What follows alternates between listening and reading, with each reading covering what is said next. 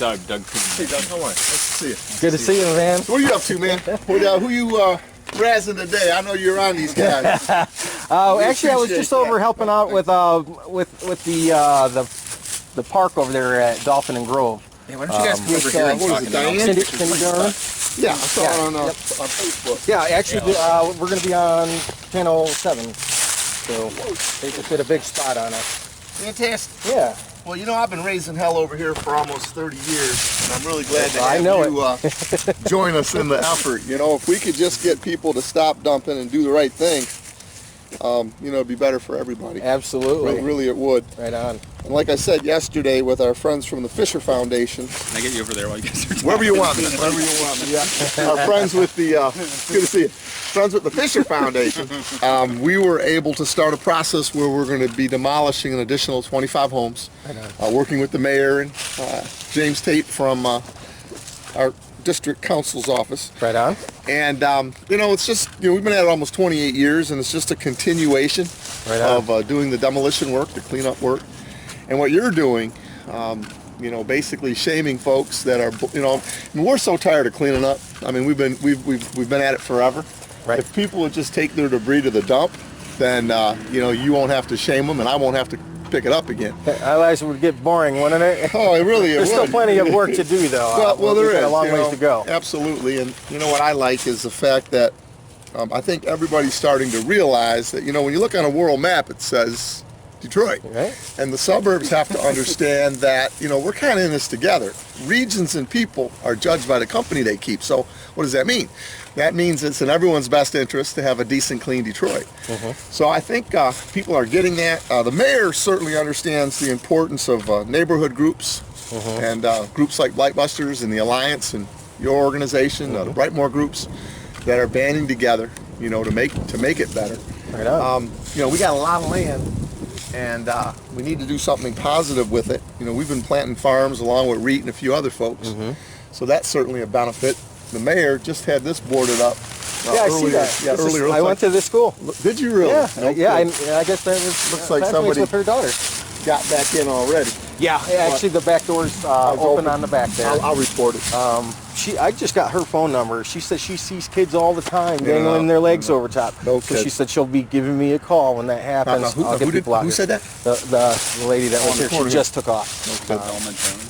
Yeah. And So, like I has our said, information. it's been an interesting adventure. Yeah. You know, really, it has. It's gaining steam, brother. It is. It is. We got some pretty good partners now. Like I said, you know, Fisher Foundation, Skillman's been very, very helpful. Yep. You know, not only do I run Blight Busters, I'm also the chairman of the Alliance. Hey, folks, how we doing? Great. And you know, doing a lot of good work with Reverend Simmons and you know that whole group. And then you have that jogger out of a worker, Gordon Soderberg. He's something else, ain't he? Yeah, he's our vet that partnered with us a couple years ago from United Peace Relief.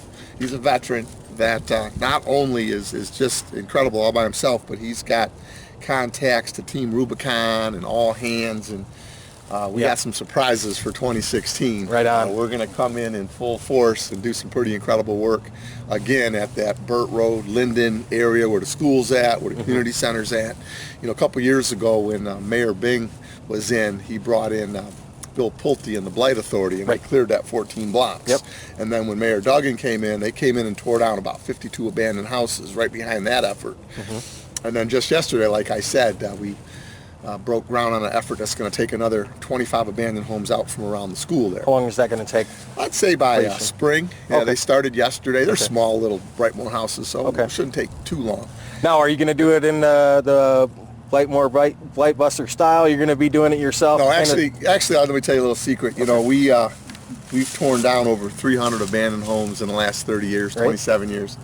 And to be honest, we didn't always have permits. But I promised the new mayor that we're going to behave. Right. And as long as he's doing his thing, then we don't have to. Right. You know? And, you know, our rub back in the day was no one was doing anything. So we had to do what we had to do. Exactly. But, you know, I'm getting a little too old for all this excitement. Yeah. So we're slowing it down a little bit and crossing T's and dotting I's, and again, partnering with groups like the Fisher Foundation that really have an appreciation for, you know, our struggle and for what we've been involved with. And now, is that a joint business venture for? So are they bringing in contractors to do this? Yes, the city. Here's what happened. Basically, the Fisher Foundation came to us and said, "Here's $500,000. Okay. We want you to basically give it to the city, and you point to the houses that you want down." Okay. So obviously, that's a benefit, isn't it? It really it is. So we don't have to do the work, right. and they're going to pay for it. Right. I kind of like that. We should do that more often. But the first thing we did was sit down with Reverend Simmons and, again, folks from the neighborhood, folks from the Alliance, folks from Blight Busters, and we said, well, we only got $500,000. Then AGX kicked in $100,000, so we got $600,000. Okay. And we said, if we're going to spend this money on demo, what makes the most sense? And I thought, well, we started Blight Busters because we didn't want our kids growing up in and around junk. And my kids are 28 and 29 now. So just got married, right? There you go. We're not really kids anymore. Nope. But the point is, we still got kids, and we got this new school. So we basically figured to spend that money cleaning up the abandoned houses. And yesterday at about noon, the first one came down just behind Gompers there at Burton Linden. There's probably a pile of debris there if you go there. Okay. But the point is that it was really the first time we sat down with a funder, with the neighborhood, and with the city, and said, hey, what makes the most sense? And we got to pick the target. So that, I think, will help. Just imagine being a child walking by that stuff on the way to school. It's child abuse. Right on. And our children should not be, no children should be subjected to that. So we're hoping that other foundations will kind of follow Fisher and Ajax's lead and give us additional dollars so we can obviously take down more properties. At the same time, along with my buddy Gordon, we're renovating an apartment building right around the corner from the coffee shop at Grand River and Lasher for returning vets. I seen it. I was there. Yep. Sure. Yep. And next to that, we're acquiring a building where we're going to be storing our rakes and our brooms and our shovels and all our stuff. And like I said, in the spring, we're going to come out swinging. And we're just hoping that others will see the value of a clean, safe Detroit and invest. Right on. So that's what I want to see. I want to see something that comes in here and bolsters this community, puts money in the hands of the people in this neighborhood. Sure. Because that's what we need. We need opportunity. No question. And we can't do that with us being hampered by all this junk.